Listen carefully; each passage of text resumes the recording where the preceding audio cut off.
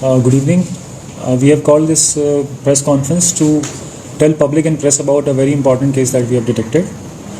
तो हमको कुछ दिन पहले 3 दिन पहले आज से इंफॉर्मेशन मिली थी कि there is a women who has come from Muscat और वो यहाँ से उसको ये प्रॉमिस करके कि वहाँ पे जॉब दिया जाएगा और ये बोल के उसको भेजा गया था मस्कट। तो उसने बताया कि यहाँ पे गोवा के 2 एजेंट्स थे जिनसे वो मिली और उन्होंने कुछ पैसा लेके उसके कागज़ बनाकर ये प्रॉमिस किया कि आपको मस्कट में हाउसमेट का जॉब पे आपको भेज रहे हैं। तो वहाँ जाके उसको पता चला कि वो हाउसमेट का जॉब हो रहा था।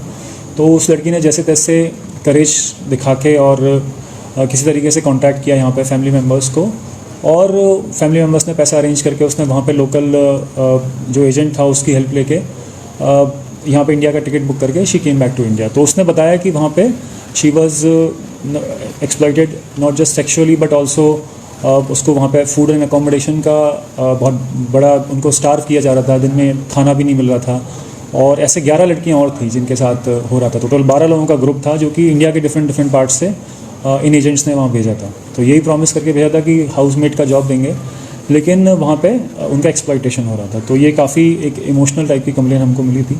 तो हमने उस पर तुरंत एक्टिवेट होकर एक्शन लिया और जिन 2 एजेंट्स का नाम उस लड़की ने लिया था मैं आपको बताता हूँ। Accused number 1 is Syed Abdullah Sheikh, age 35 years, ये रेजिडेंट है वास्को का। दूसरा मस्तान खान एलियास पठान, ये मडगांव से बिलोंग करता है। इन दोनों ने कॉमन इंटेंशन इनका था कि इन्होंने ओवरसीज़ रिक्रूटमेंट एजेंट की तरह पोर्ट्रे किया अपने आप को और विक्टिम को चीट किया, उसको ट्रैफिक किया और इस पूरे चेन में उन्होंने as a criminal role play किया। तो इस कंप्लेन के रिसीव होने के बाद हमने इसकी तुरंत इंटीमेशन हमारे सुपीरियर्स को दी, DGP sir, home department, CM. तो दे हैव ऑर्डर्ड कि हम इसमें कंटिन्यूसली और फर्दर एक्शन लें कि जो भी एजेंट्स इसमें इन्वॉल्व हैं उनको हम पकड़ें और जो गोवा में जो बेस्ड रिक्रूटमेंट एजेंसीज़ हैं उनका इंस्पेक्शन करें। पुलिस डिपार्टमेंट, पूरी गोवा पुलिस इसमें लगी है कि हम सारी रिक्रूटमेंट एजेंसीज़ जो गोवा में चाहे वो लीगल हैं या इलीगल हैं, एक बार इंस्पेक्शन का किया जाएगा अगले कुछ दिनों में। अगर कुछ इलीगैलिटीज़ मिलती है तो उसमें हम एक्शन भी लेंगे, criminal action according to immigration act.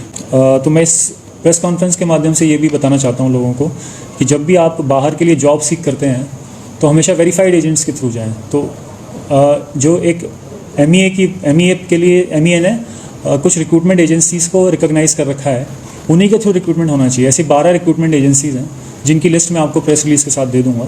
तो पब्लिक से मेरी अपील है कि आप उन्हीं के थ्रू जाएं और उसमें कुछ और प्रिकॉशन है जो कि ले सकते हैं के थ्रू रिक्रूटमेंट हो रहा है। उसका कोई सब एजेंट तो काम नहीं कर रहा, वो बोलेगा कि मैं मेरी रिक्रूटमेंट एजेंसी का नाम ये है।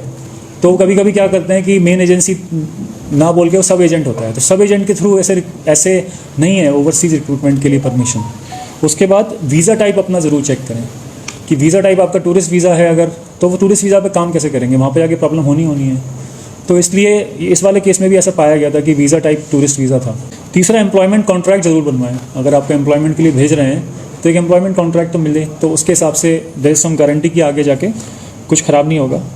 तो हम इसके बाद हम इंडियन एम्बेसी इन मस्कट वहाँ पर लिखेंगे थ्रू MHA कि जो भी बाकी लड़कियाँ इसमें जो वहाँ पे फंसी हुई हैं उनको किस तरह से रेस्क्यू कराया जाए और हम जो भी इन्फॉर्मेशन इन दोनों अक्यूज से मिलेगी उसके अकॉर्डिंग फर्दर एक्शन लेंगे।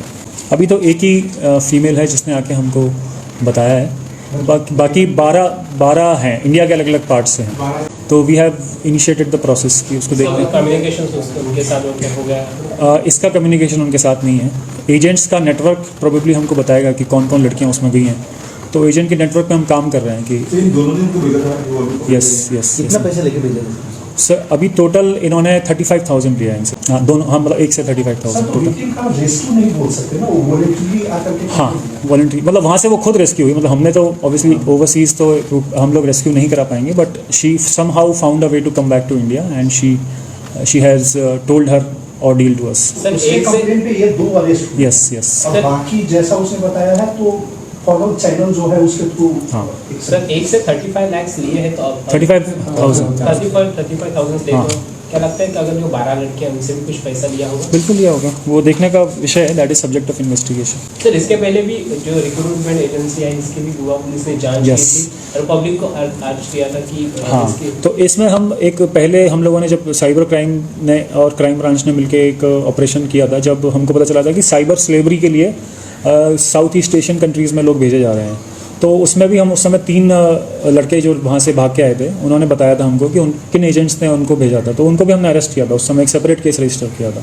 तो ये वो केस था साउथ ईस्ट एशियन कंट्रीज़ में भेजे जाने वाला। ये है प्रोबेबली मिडिल ईस्ट में जो लेबर जाती है, तो उससे रिलेटेड ये है। तो दोनों में हो सकता है कनेक्शन भी निकला, I am not denying that. तो देखने का वो देखेंगे, that is subject of investigation. तभी पुलिस ने ये रिक्रूटमेंट एजेंसी की कुछ जांच उस समय एक बार हमने जांच की थी सब लोगों की। उस समय एक बार सबको बुला के यहाँ पे हमने समझाया भी था, और जो भी इलीगल थे उनको हमने हटवाया भी था। मतलब they are not active as of now, but still we will do it again.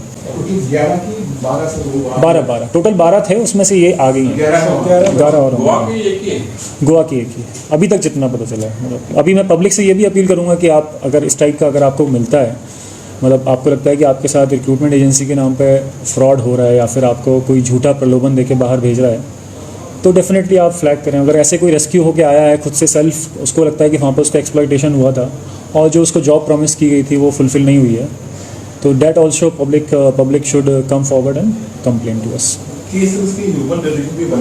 हाँ, ह्यूमन ट्रैफिकिंग पे। तो इसमें 318(1) ऑफ BNSS, उसके बाद सेक्शन 10 ऑफ इमिग्रेशन एक्ट 1983।